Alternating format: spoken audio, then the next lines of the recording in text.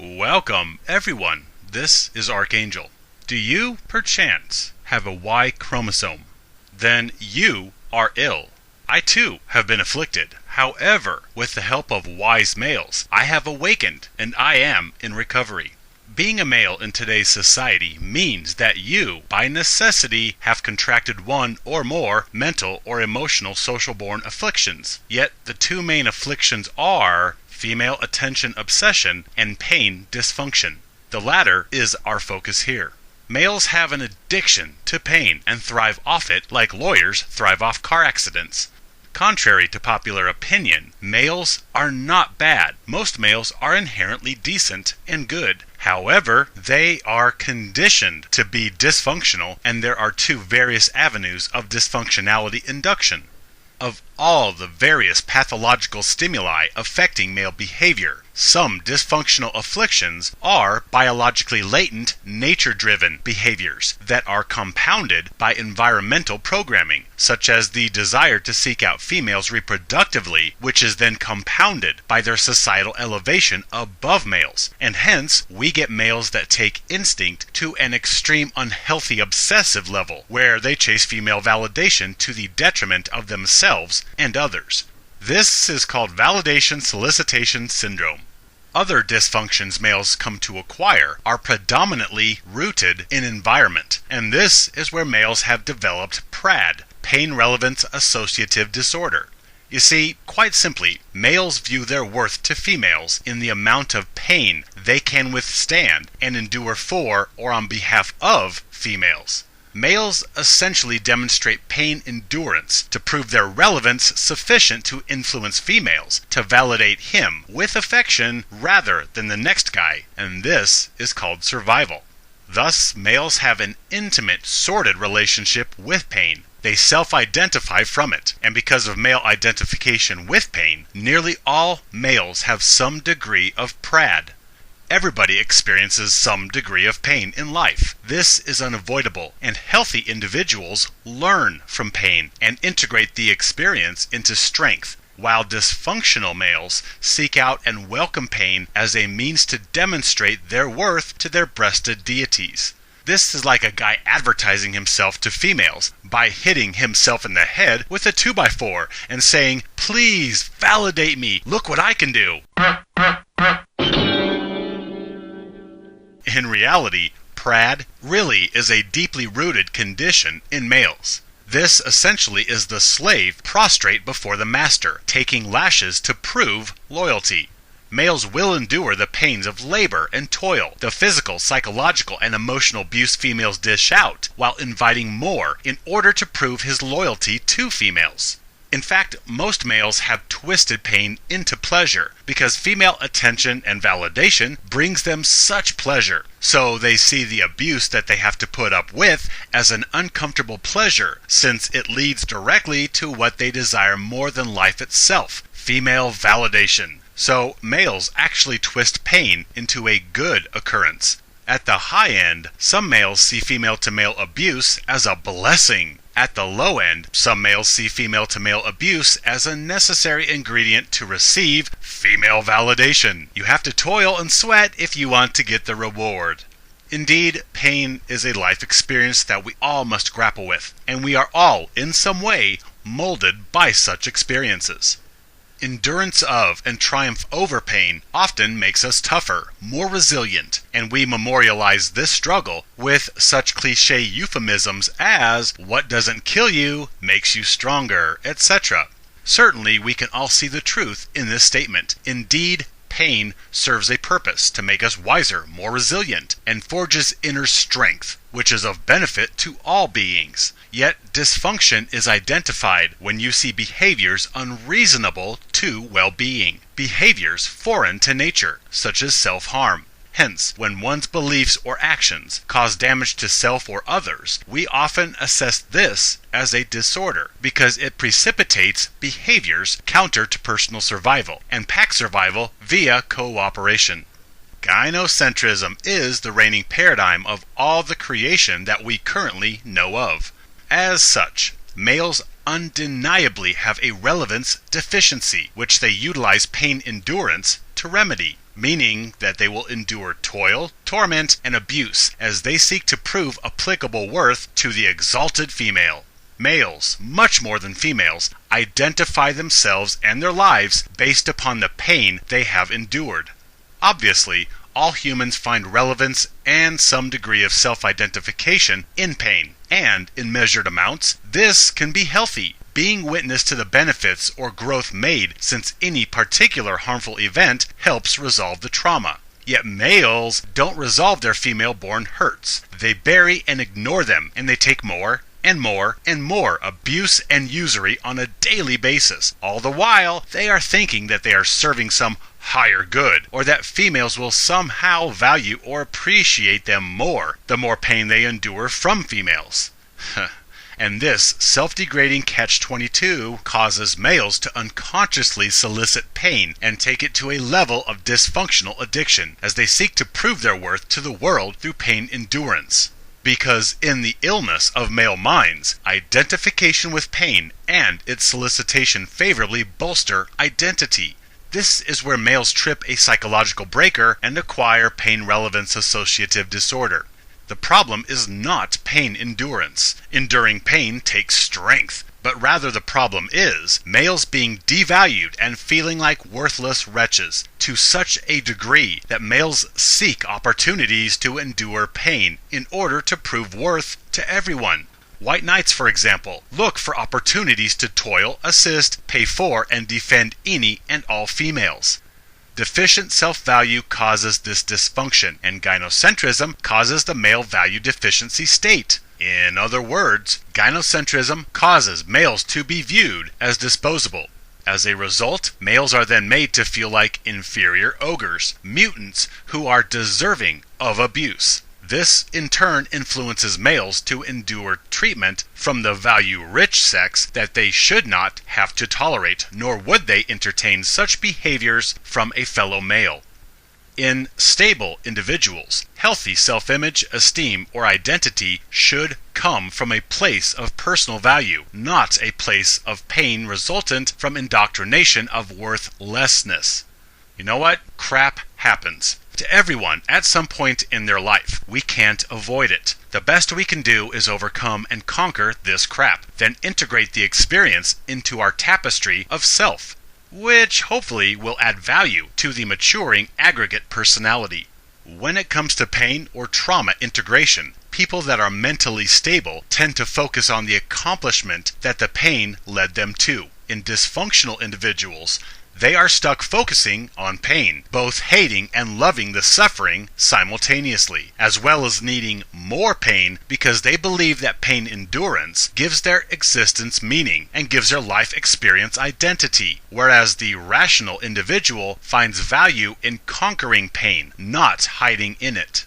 There is a difference between the sexes when it comes to pain and pleasure. By and large, females prefer to use pleasure to make themselves feel really alive, whereas males, unbeknownst to themselves, usually resort to pain in order to feel alive.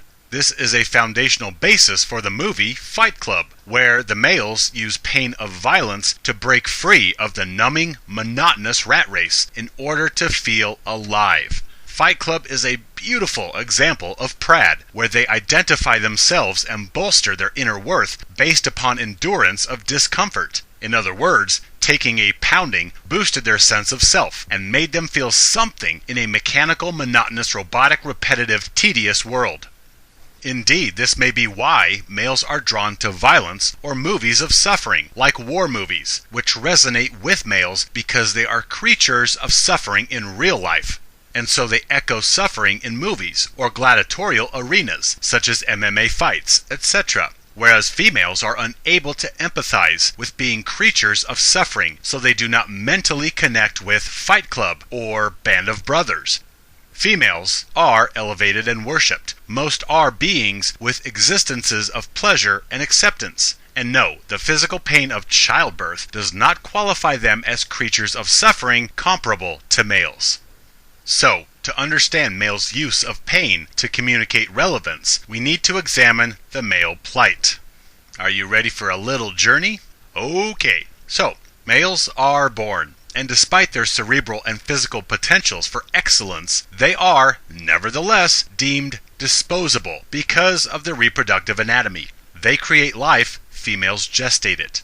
The problem is, we inhabit an existence where reproduction is the only imperative, and since gestation is the lion's share of human reproduction, we obviously enact protection of the incubators, females, and marginalization of all non-incubators, males. Welfare preoccupation and protection of the reproductive incubators by all members of the species, this is called gynocentrism, and there is no debate. This is an observable fact. The world is gynocentric. Gynocentrism is nature-based. It is not made up by angry, gay, misogynistic humans. It is the paradigm that we, every one of us, are born into. Now, since there are only two flavors of Homo sapien, and one is expendable because of their lesser role in species procreation, while the other is not, this, by necessity, elevates and exalts the critical non-expendables. Thus, at the end of the day, when everything is bottom-lined and all is boiled down, this dictates that females are fundamentally essential and males are flagrantly expendable. Oh well, that's nature. Nothing you can do. So, end of story, right? No, because we have higher functions, meaning, emotion, and reason. Thus, there is a problem with such across-the-board wholesale disposal of half the members of a dual-sex species. Because we are feeling creatures with higher morality functionings, and we, unlike the rest of the animal kingdom, are plagued by ideas of right and wrong, justice and injustice, and we get this silly nagging guilt that bothers us when we hurt others. What do we do about this? So, to sate our consciences, we invoke justifications. We seek to justify male usury and disposal. That way, we can still feel warm and cozy about ourselves as we turn a blind eye and deaf ear to the suffering of the sex. Humans devalue others to justify their mistreatment, and this shuts up that nagging conscience, basically allowing us to live with our bigotries and still sleep at night. So we devalue males to warrant their disposability, meaning we slander, mock, berate, and dehumanize males to explain away their mistreatment alongside simultaneous female protection and elevation. Bottom line is that life, nature, creator discards males. However, the difference between humans and the animal kingdom is that we devalue males in order to justify their disposability. Now, being inherently expendable and lesser than females, this incites all manner of psychosis and mental emotional deviation in a male that was once a newborn life that came into this world free of mental or emotional defect. Because males are devalued with slander that most internalize and truly believe themselves as having a value deficit. Thus, males develop obsessions with the elevated sex, as well as adopt hatred of themselves and their sex to the point that they enforce male disposability. With a handful of exceptions, females do not impose male expendability. Males enforce their own expendability. Such devaluation of males as beings cannot help but instill varying degrees of mental emotional pathology.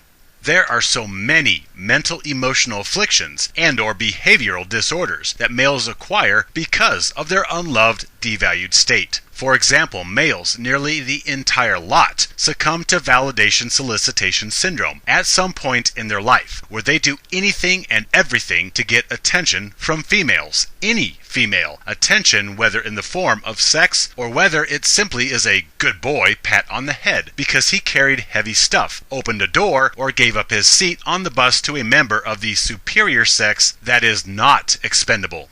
Another example of disorder spawned by devaluation is many males also have some version of Stockholm Syndrome, where they identify with their abuser. Now, males receive abuse from two sources, males and females. So, which abuser a male identifies with determines his identity at large. If a male identifies with God, honor, duty, country, family, and the man up, protect, and provide rhetoric, then that male identifies with conservative traditionalism. If the male resonates with the females are superior and the wife or girlfriend is the boss, happy life, happy wife crowd, then he is shades of feminist. However, understand that both ideologies abuse males and thrive off male toil, labor, and sacrifice. And since most males have sympathies with one or the other ideologies, hence most males have Stockholm Syndrome sympathies with one or the other abusers. In addition, an exceeding many males have PTSD, post-traumatic stress disorder, after being used and discarded by females, society, the legal system, etc. PTSD resultant from devaluation understandably causes some males to be bitter and self-terminate, while it strengthens other males to rededicate themselves to feminine worship and to find a good one, which is the unicorn hunting phase of validation solicitation.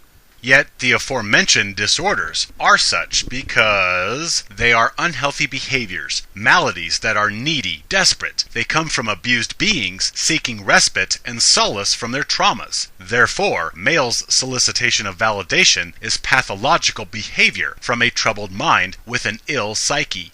Chasing validation and enduring dehumanization, usury, and pain to receive it. These are not actions of a confident, empowered, sovereign being. These are the pitiful compulsions of an abused being with a distressed identity. Males are born defect-free, with unlimited potential. Then the system breaks them. The system is, essentially, females that inherently loathe males, and males that are indoctrinated to loathe themselves and elevate females. This environment, this system, waiting for newborn males, is what taints males and incites their various psychoses. It is not males' fault they are brainwashed to continue the gynocentric inequity, which is merely reproductive anatomy inequity passed down the generations as disposability. Yet in this case, as in many others, the abused in turn becomes the abuser of the next generation. Males come into this world clean and defect-free only to be genitally mutilated and trained into servitude by the preceding generation of brainwashed males raising them, who themselves were once born defect-free and were broken by their predecessors, just as every generation of male before or after ad infinitum. Gynocentrism is the paramount paradigm in this world governed by reproduction. Call it nature, call it God, whatever. As long as we are reproductively dimorphic and incubational anatomy rests within the females, thus males will continue to be disposable and this cycle will continue. Many think that because most visible criminals are males, that this proves that males are evil or defective somehow. But this is untrue. Understanding that devaluation and indoctrination creates neuroses in otherwise healthy individuals, this casts another light on the male criminality. Its rebellion against disposability from a hurting being who has developed a troubled persona after years of abuse and devaluation. Look at everything we have discussed so far. Males are cattle for gynocentric consumption who go through so much crap. We are lucky that most males actually hold it together. Alrighty, the score so far is females 1, males 0. We have an expendable sex and a protected critical sex. And so it is no surprise that the devalued sex seeks validation from the exalted sex and develops an obsession with such solicitation. This brings us to pain relevance associative disorder. You see, lesser abused creatures have an abundance of pain cast onto them in such volume that eventually pain is what defines their existence. Males are lesser abused creatures who toil, labor, sacrifice, and die for others who are not them. When males toil and sacrifice willingly, this is righteous caring. When males are made to sacrifice through indoctrination or enforcement, this is abuse. Furthermore, since males are deemed expendable, which makes them feel lesser in worth than females, to the point that they solicit validation from females as remedy, this ultimately gives females the power in any male-female relation. This allows females to be everything from snarky and unreasonable to hypocritical, malicious, and abusive in their demands of males, who must do what females want if they hope to get attention and validation from them. It is females who wield control and privilege in society. Males have no privilege nor power. This is illusion, propaganda from those who need male toil and protection. All of this leads to emotional disorders precipitated by our judgment of males as the disposable sex. Moreover, the emotional tumult that devaluation and disposability exacts on males is very painful. In fact, it is debilitating to the point that males defile themselves and their brothers as they chase retreat from their broken state through female validation. Okay, I think you're getting the picture. Beautiful, wondrous, limitless beings developing psychosis and pathology after having all this devaluing, expendable crap dumped onto them. The point is that life is a rich tapestry of pain for human males. Emotional pain, physical pain, internal pain, psychological pain, abuse, toil, labor, slander, mockery, all of this is pain in varying degrees. And all this merely tops off an existence where pain is much more prevalent than pleasure. Let me illustrate this. Think about physical sensations for a moment. We have a few decidedly pleasing sensations that we call pleasures. Orgasm, laughter, eating, the chemical highs of internal drugs, serotonin, dopamine, adrenaline, as well as the highs of external intoxicating substances. All in all, there are very limited amounts of physical pleasures that elevate you above a neutral equilibrium. Meaning, you are sitting comfortably, no excitement, no discomfort, just a neutral baseline of non-feeling. So pleasure is something that elevates you above baseline into pleasing sensations. And when the high or pleasure wears off, you dip back towards baseline, which to many feels like a low. Yet it is not. You are not dipping below the neutral baseline. You are only being returned to a state of sensation neutrality before that pleasure elevated you. Meanwhile, pain dips you below neutral into torment or displeasing sensation. That's why when pain leaves, it feels like a pleasure. Yet in reality, you are simply being returned to a neutral state free of discomfort. Now, the thing about physical human bodies is that there are far more pains than there are pleasures. Humans spend more time experiencing pain or neutrality states in their bodies than they do experiencing pleasure.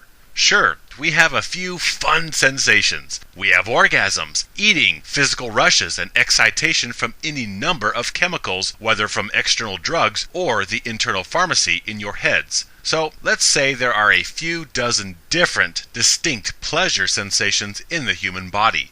However, there are thousands upon thousands of distinct and varying pain sensations. Bone breaks, burns, headaches, cuts, tears, pinched fingers, muscle strains. I mean, good Lord, there are so many distinct physical pains. Meanwhile, we have what? Orgasm and food and chemical intoxication on the pleasure side of existence? The amount of potential physical pain far outweighs the amount of potential physical pleasure we are capable of or designed to receive. Hold a handful of sand. The different types of pleasure that we are capable of differentiating and receiving is represented by each grain of sand. Now, the different and distinct types of pain we can experience and feel are represented by each grain of sand on the entire beach and coastline that you got your handful from. Perhaps a slight exaggeration, but you get the point. There are so many distinct different types of sensations that we call pain, yet there is only one physical pleasure sensation called orgasm, which feels the same. Meanwhile, we have kidney stones and muscle burns, yet the same orgasm. We have habanero burned mouths and earaches. Still, the same orgasm, nausea, puncture wounds, a shot to the testicles, throbbing, stinging, soreness, aching, all of these various and different sensations we call physical pain. Yet the paramount sensation we call physical pleasure, yeah, it's the same old orgasm. It does not change in sensation. It is the same sensation, only the intensity changes. Sometimes you get a climax that fizzles, sometimes you get a climax that explodes like fireworks. Maybe you get the addition of pleasing sounds or sights, but orgasm is the same singular pleasure sensation, juxtaposed with all these distinctly different pain sensations. Moreover, the sensations of pain are far more intense than pleasure. Being on fire or in the midst of a severe migraine is much more intense in sensory input than the best orgasm you have ever had. Plus, pain lasts longer. Orgasm, or the sensation of consuming tasty, pleasurable food, these temporary pleasure sensations come and go in a matter of seconds. That's why you have to stimulate another orgasm or eat another bite of food to get the sensation back, because they are fleeting sensations, temporary. However, pain is very lasting. Break a rib and you will get pain for weeks. Not a very good payoff. You have to work and work to stimulate 3 seconds of pleasure. However, one false move and you can have pain for hours, days, weeks, even months or years. There is much more return on investment when it comes to pain. Seriously, the body is a plethora of nerves, which are essentially pain sensations waiting to happen. Every part of your body that you can feel has the potential to cause you pain. Yet those same parts do not have the ability to give you elevating pleasure. You can have elbow or thumbnail pain, but I do not know of ecstatic elbow highs or thumbnail orgasms. Most parts of the body experience either neutrality or pain. By comparison, we have perhaps a few dozen opposing pleasure capabilities, and most of the pleasure we experience is cerebral, meaning it is drug or chemically induced. Yet pain is also cerebral, so this begs the question, are we cerebrally wired more for pain? Anyhow, point is, the physical body is rich in potential pains, poor in potential pleasures. Next, look at life. The construct we call our existence is chock full of more strife, contention, torment, and suffering than leisure or rewards. Jobs, rules, laws, financial servitude, family, callous, selfish people. All of these things are annoyances, and annoyances are a type of pain. They certainly are not pleasure. Greater life seems to mirror the physical body, meaning there are far more pains and annoyances present at our work or in traffic or dealing with society than there are periods of vacation at Disneyland. So, put all of this together. There is far more pain than pleasure in the body, more pain than pleasure in life. And then, to top it all off, you have a Y chromosome, which means you are disposable, lesser creatures to be used for the greater gynocentric good of society. And this means that you deal with internal turmoil and external usury in addition to this already torment-ripe existence. Speaking of relevance, how about we get to some relevance here before this video becomes a disorder? Alright, males are creatures of pain with few brief moments of pain relief, which feels like a pleasure. Then, males will have still fewer moments of actual pleasure, which is an elevation above neutral, not simply a cessation of pain. It's no wonder males lose themselves in vice, drinking, drugs, and especially the drug highs of sex and romantic interaction. Males are unfairly made to be masochistic creatures of pain. Hence, the male collective has developed pain relevance associative disorder, meaning their identity and sense of worth is determined by the amount of pain that they endure from or on behalf of females. Males seem predisposed to identify and take pride in pain. Even if there is a payoff after the pain, it is still the unpleasant experience that defines the accomplishment. Males gravitate towards fighting, lifting weights, all manner of physical torment. Even if they build muscle or win the fight, still their experience and identity is defined by the torment that they endure to get where they are. We can see everyday examples of how males value pain, such as the way they revere self-made millionaires, or PhDs and university academics, or males of stature and power, because these individuals endured a long, tortuous journey with all the accompanying strife and pain in order to get to where they are. Pain is the key, which adds substance to most events in the eyes of males. The very same males made to be creatures of pain, who have embraced this pain to the point of obsession in order to prove their worth and relevance to females, while at the same time gathering some sort of identity to themselves as martyrs who choose to endure pain to somehow affect a greater good. Which means, in male minds, they are not ugly, disgusting, burping, farting, knuckle-dragging, protruding foreheaded mutant cavemen. They are not disposable utilities. No. They are soldiers, special protectors of a queen and her golden uterus. Thus, males embracing and enduring of pain makes them feel like they have control, autonomy from gynocentrism, or exemption from the value deficit affecting the entire rest of the sex. Males embrace unfair pain and abuse as a way to deflect victimhood status. They are not helpless cattle. They are willing martyrs for the breasted human angels, enduring unremitting toil and labor, all the mockery and slander, all the dehumanization and inequity, all the usury and unfair abuse. This is their willing gift to humanity. Because of the endless effects of sexual anatomy discrepancy in the face of unceasing reproductive imperatives, pain and usury is coming from males no matter what they think or how they reconcile male devaluation and abuse. Males are privy to more pain and torment than females. Yet males are taught to be strong, not weak, warriors, not victims. So males embrace pain as a heroic choice rather than play helpless victims, which makes them look weak in the eyes of others. Look around and you will see that males give pain credence. For example, you give someone an honorary doctorate or $100 million, and the respect or appreciation from males will not be there because these people did not have to go through pain or suffering to get these things. Being a parent, in most cases, is another example of more strife than rewards, and the endurance of the discomfort gives identity and relevance to the brief periods of joyous reward. So we are set up to define ourselves by our suffering, and so it is no surprise that males define their relevance to this existence by their endurance of pain. Males understand that they are disposable, and that essentially they are on borrowed time. They exist in the graces of those who tolerate them today. And since females are exalted and worshipped, thus males must placate females to sustain existence and to receive validation.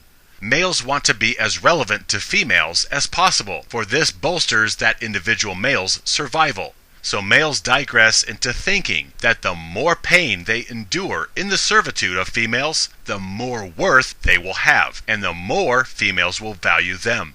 This is precisely the point where males contract pain relevance associative disorder, when they associate increased pain with increased relevance. And this is a disorder. Nobody is born craving pain and desiring torment as a means of self-identity. Rather, pain and the embracing of increased amounts are environmental adaptation for survival.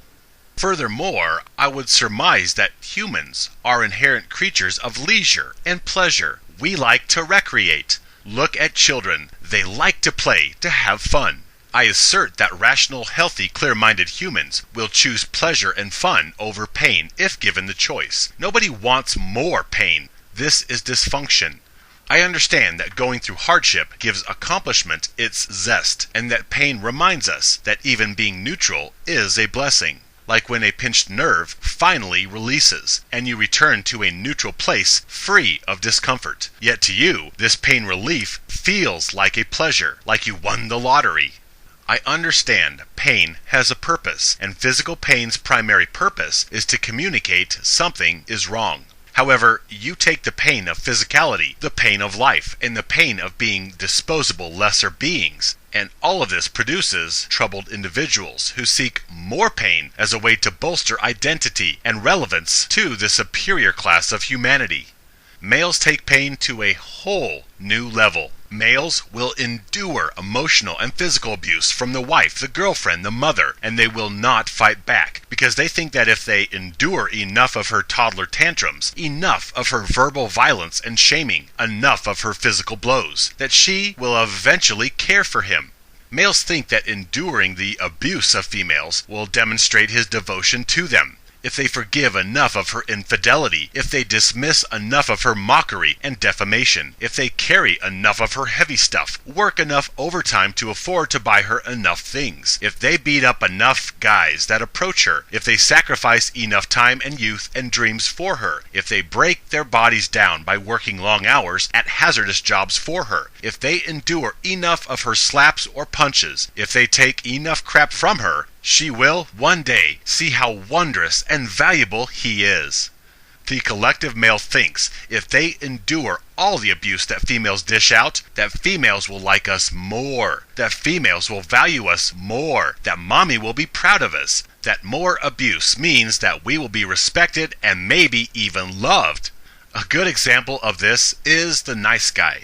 He will endure heartache and torment and emotional tampon usury in hopes that one day the chick that has friend-zoned him will come to her senses and see that he was the Romeo she has been seeking all along. These males get their identity from enduring pain caused by the malicious, careless actions and manipulations of females that he solicits validation from. The nice guy thinks, if I am there for her through all the hard times, then she will see how wonderful I am, and then we can have good times together. Oh, but nice guys are not the only punching bags. Alphas are also another good example of pain relevance association. They fight and compete and endure pain, such as fighting for liberties, fighting for resources, such as land or jobs or females, or males who fight for sport, such as boxing. The majority of their life experience is spent in some form of pain or toil. For what? Maybe some female validation, and possibly 3 seconds of female-assisted ejaculation, or to get fake recognition from a superficial public who pretend alphas are cool. Moreover, alphas are the biggest white knights who think that doing all the manual labor for females and protecting these spoiled females from the consequences their toddler tantrums and snarky mouths get them into, males think that by protecting the damsel and taking or committing physical violence on her behalf, that this display of pain endurance makes them even more irresistible to all females, specifically the hottest alpha females. Whether alpha or beta or omega or zeta or theta, all males on some level garner their identity and worth from the amount of pain they can or have endured. Desiring pain as a means of value declaration is unhealthy. This is the crux of the disorder. Males equate pain endurance with value relevance. Meanwhile, females are granted infinite worth and servitude because they are packing a uterus. So, because males' entire existence is ripe with pain, males embrace it and derive relevance from it.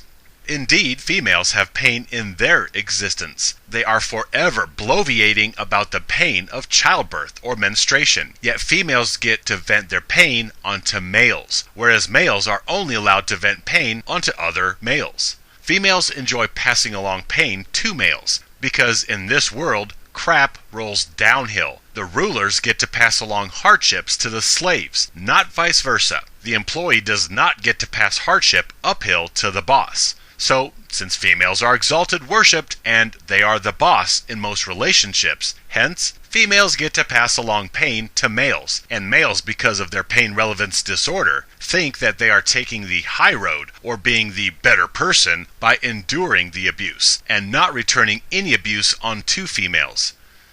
Yeah.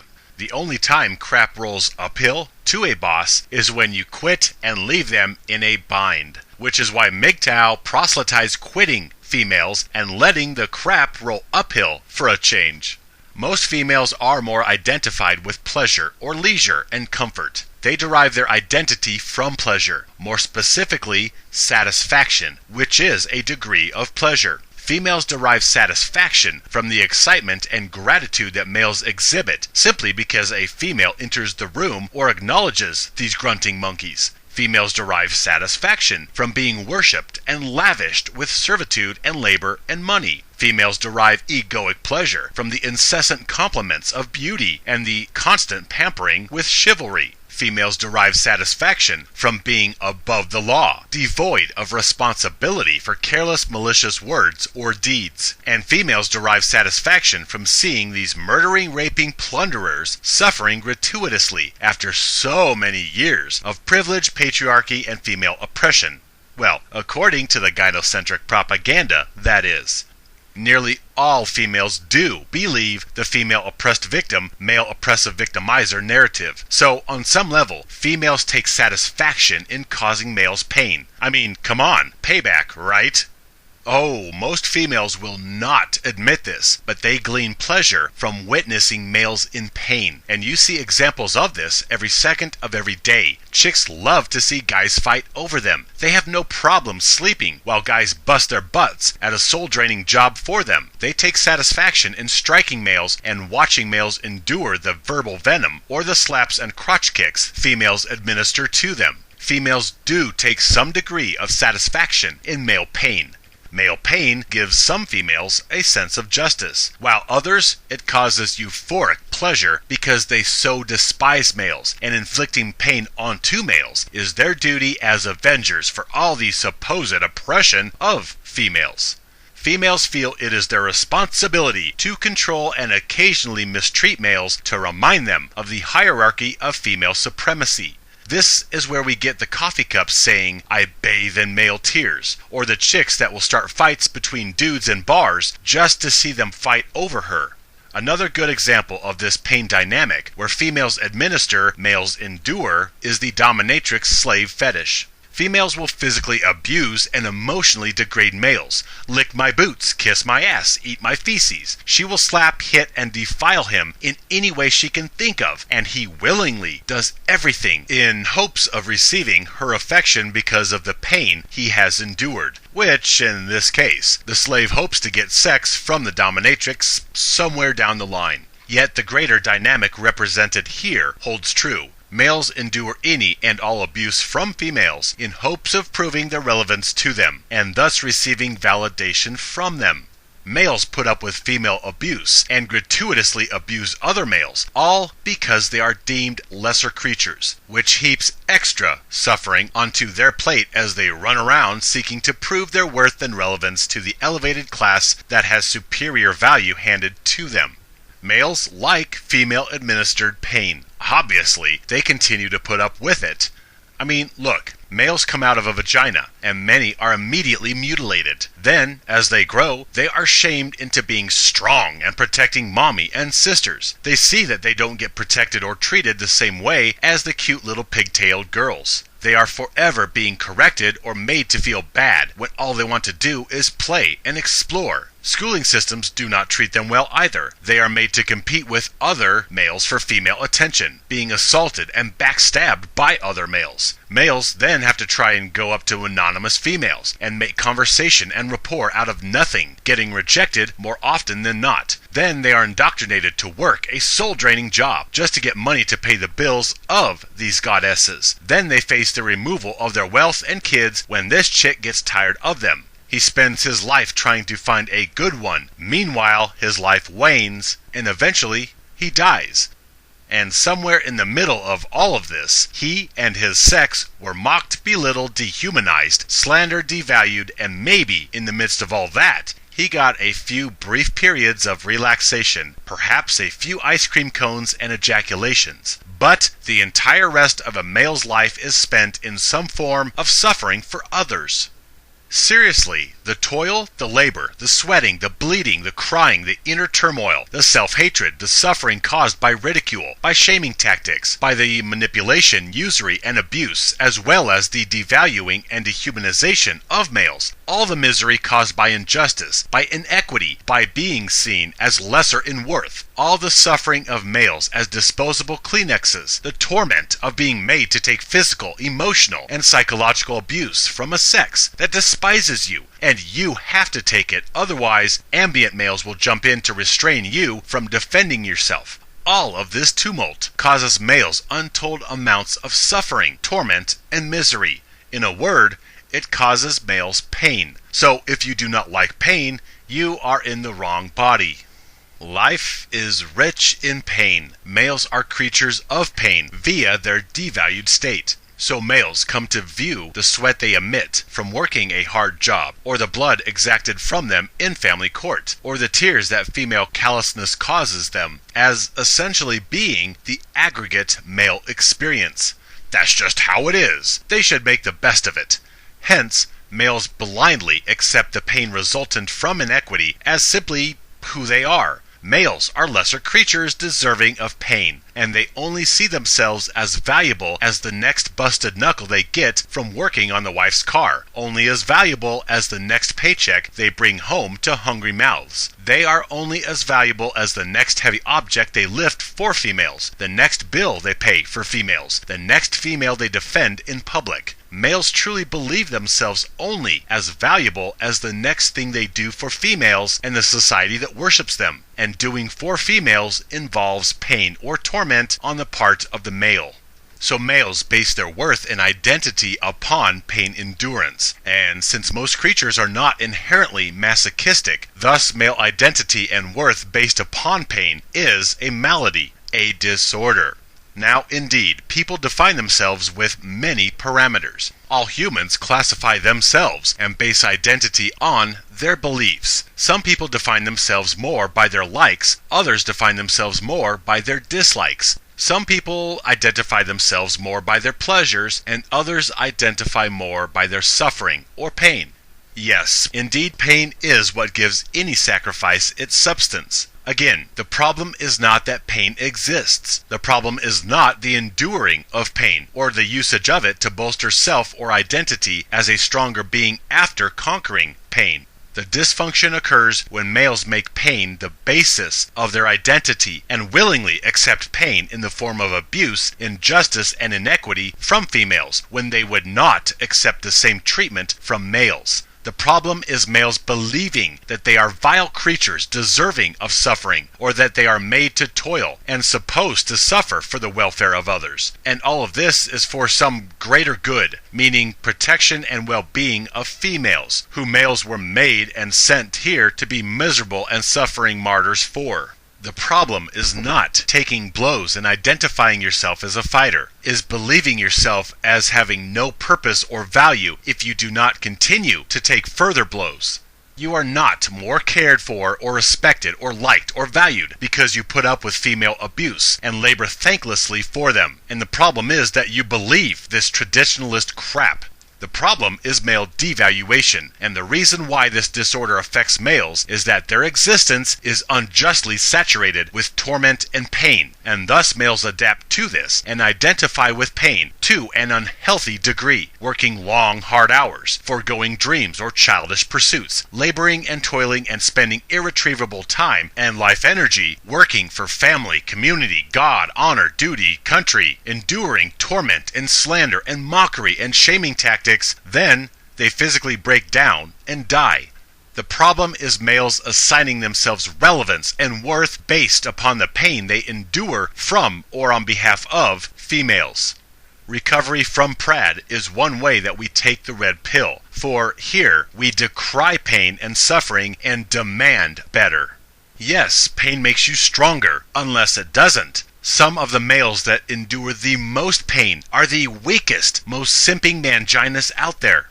So enduring pain to make you a stronger being, yes, this is healthy. Enduring pain and not learning from it, but rather seeking more of it to endear yourself more to your masters, this is dysfunction, and this is where most males find their existence.